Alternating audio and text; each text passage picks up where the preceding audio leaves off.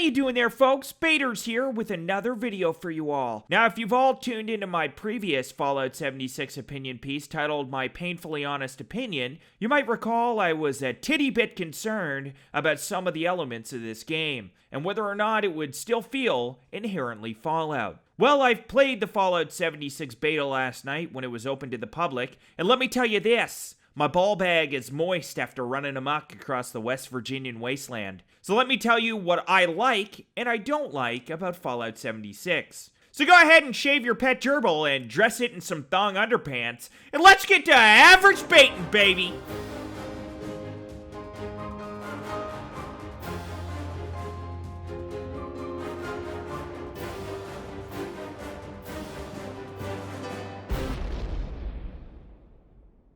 Now, right out of the gate, I want to say this. I was wrong. That's right, ladies and germs, I'll admit it. I was wronger than a live chicken ordering KFC. I'm a big boy, and I can admit when I've made a mistake. And I made multiple mistakes when it comes to Fallout 76. Am I proud of it? No. But I'm also not proud of the time I got naked and started swimming in a lobster tank at that seafood restaurant. Not my best moment. Not my best moment. Now, it's no surprise that I love Bethesda games. Maybe it's surprising to some people just how much I love Bethesda games, though. It's the kind of love you gotta take a shower afterwards, you know, just to wash off the shame, you feel me? You know what I mean? There's just so much love, it's kinda crazy. It's not collect Todd Howard's hair and make a Todd Howard doll and fuck that doll kinda crazy, but it's close. It's pretty close. Now, my biggest concern when it came to Fallout 76 was that it was gonna feel like an MMO. It was going to be a rudimentary experience wrapped in a Fallout skin. I can honestly say I've never been more wrong. The gameplay I watched before just didn't do the game justice at all. This is a game that not only needs to be played to be understood,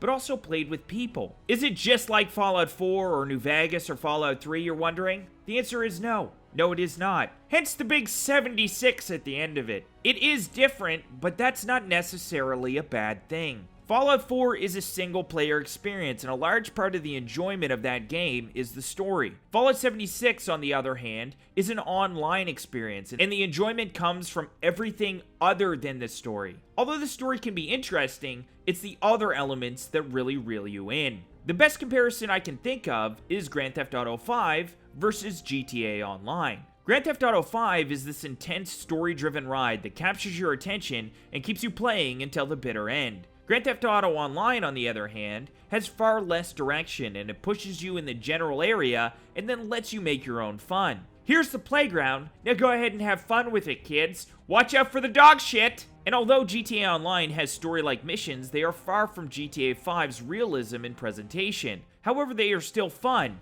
Incredibly fun, in fact, when you do them with your friends. Fallout 76 is not Fallout 4. However, it is still an incredibly fun game, which I imagine will only become more fun as I learn more about it and play it with my friends. Grand Theft Auto Online is kind of this boring place where when you play alone, it's whatever. But when you play it with other people, it's amazing. Fallout 76 is actually still enjoyable to experience all alone, but like GTA Online, it becomes even more enjoyable when you play it with other people. Now, I played Fallout 76 for 4 hours, and 90% of the time, I played it alone. There were times when I actually totally forgot I was playing an online version of Fallout. The game inherently felt Fallout. The combat was smooth and felt upgraded since Fallout 4. The NPCs you encounter can be tough, but choosing your shots could make short work of them. This goes for the player versus player as well. A big fear of mine was that the player versus player would feel grossly MMO and have a 10-minute back and forth before someone died.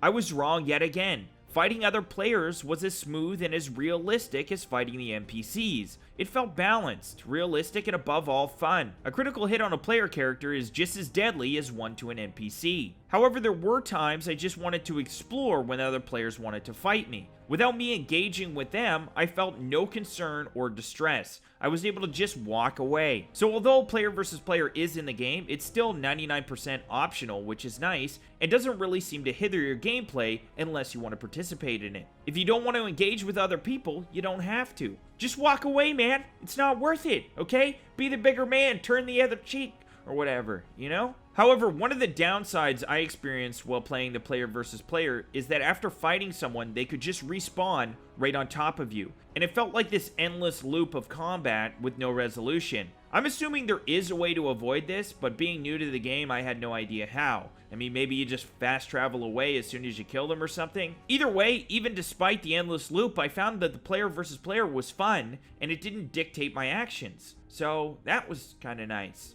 I could play without fighting anyone if I really wanted to, which to me was reassuring. And I could just focus on exploring and doing the quest, just like Bethesda said was an option. Moreover, the game itself was really smooth and it looks amazing. Everywhere you explore feels different, with wonderful scenery and interesting new enemies to keep you busy. The world itself is the most vibrant I've ever seen in a Fallout game, with grassy hills and voluptuous trees just bursting with flavor. I felt like I was in a goddamn Juicy Fruit commercial, but I loved it. The game ran surprisingly smooth as well, considering it was the first night, and I'm sure people packed on the servers like flies on shit. So if they were going to experience issues, they would have likely experienced most of them then. However, despite only being kicked from the server I was playing on once, I experienced really no issues. I also didn't feel like the game was laggy or unresponsive because it was online, which is always kind of a concern. The gameplay was seamless regardless of how many people were around, and there was no difference in combat between the environment and the other players.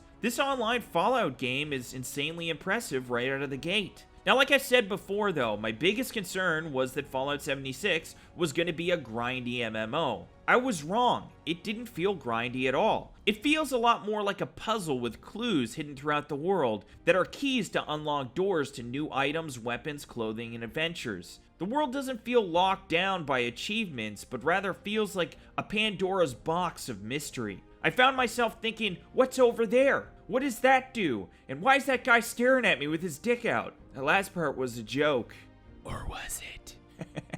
I don't recall seeing anything that felt like it was going to be Fallout 76's version of mining for supplies. Everything in the game seemed accessible as long as you could survive the journey to get there, and that is a task in and of itself, but one we are all too familiar with in any Fallout game. Furthermore, I leveled up at a reasonable rate. Playing my own game in the 4 hours I was on, I went from level 1 to level 8, which seems like a very balanced leveling system, so grinding for XP isn't likely going to be a thing either. At times, I was wandering around West Virginia, and I couldn't help but feel I was just playing another Fallout title. Although it's online, at its core, it just feels and looks Fallout. It's also got so much to do you never feel bored or trapped at any given time. Now, in all honesty, I thought it might feel like an RPG on rails, but like any other Fallout game, it's hard to just follow the main story with all the other side missions popping your curiosity cherry. You end up just wandering around, experiencing the world, which to me has always been inherently Fallout. Yes, you can play one mission at a time and follow the main story, but there's nothing forcing you to be in any particular area other than your inability to survive in harder zones. There were also no level restrictions that I could see, and the world and everything in it was open from the hop.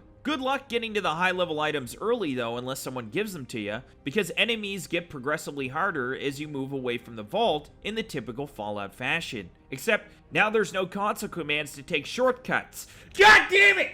I suck at games! I need cheats! Now, if you buy a Fallout game and the only thing that you're interested in is the story, then Fallout 76 might not be the right game for you. Now, there is a story, and there's a bunch of side stories and stuff like that, and there's events and everything else, but in no way do they compare to the ultra-engaging stories we're used to from Bethesda. However, if you enjoy everything else about Fallout, the exploration, the combat, building, customizing your character, and so much more, then this game is an improvement in all of those areas. The world space is bigger and more diverse than anything we've seen in Fallout before. The building lacks all restriction and allows you to build a settlement anywhere you'd like, with far more functionality and practicality than Fallout 4. The character creation is more detailed than before. The characters look, feel, and react better to the environment. Combat has improved and feels amazing.